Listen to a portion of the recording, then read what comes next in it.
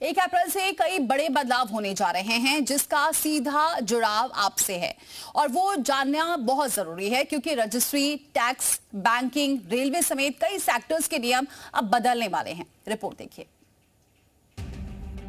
1 अप्रैल से नए वित्तीय वर्ष की शुरुआत और कई अहम बदलाव जिनका आपकी जेब पर सीधा असर पड़ने वाला है और ये सब बदलाव आपकी रोजमर्रा की जिंदगी से जुड़े हैं।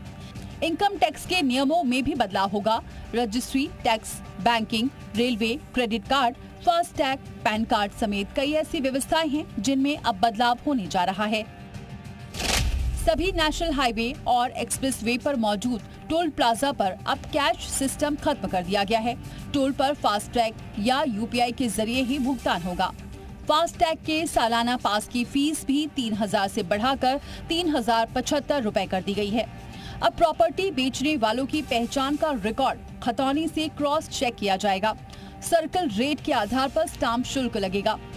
नगर निगम सीमा में 2% विकास शुल्क एक्स्ट्रा देना होगा। अब 1 घंटे के लॉट समय में ही रजिस्ट्री करानी होगी। HDFC बैंक की फ्री ATM निकासी में अब UPI विड्रॉल को भी काउंट करेगा, यानी जो ग्राहक ATM पर UPI के जरिए विड्रॉल करते हैं उसे भी ATM विड्रॉल ही माना जाएगा। इसके अलावा अब ओला उबर भी बिना रजिस्ट्रेशन नहीं चलेंगी। मोटर व्हीकल एक्ट में संशोधन के बाद अब ओला उबर जैसी कंपनियों को रजिस्ट्रेशन कराना जरूरी होगा। रजिस्ट्रेशन का 5 साल के बाद रिन्यूअल कराना होगा। अगर पैन कार्ड और आधार कार्ड में आपका नाम अलग अलग तरीके से लिखा है तो आपका पैन कार्ड बंद हो जाएगा। ऐसे में आपको रिफंड क्लेम करने में परेशानी हो सकती है। नया पैन कार्ड बनवाने के लिए एज प्रूफ के तौर पर आधार कार्ड मान्य नहीं होगा। इनकम टैक्स पर एक्ट 2025 लागू हो जाएगा। ये करीब 60 साल पुराने इनकम टैक्स एक्ट 1961 की जगह लेगा।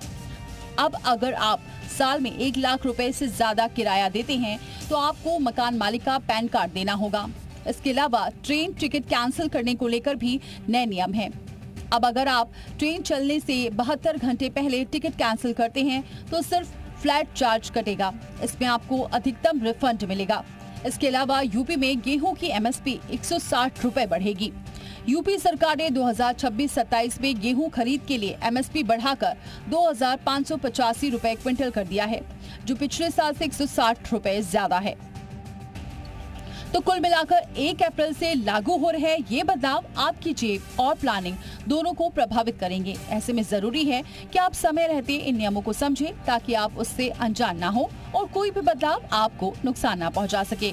ब्यूरो रिपोर्ट, जी मीडिया।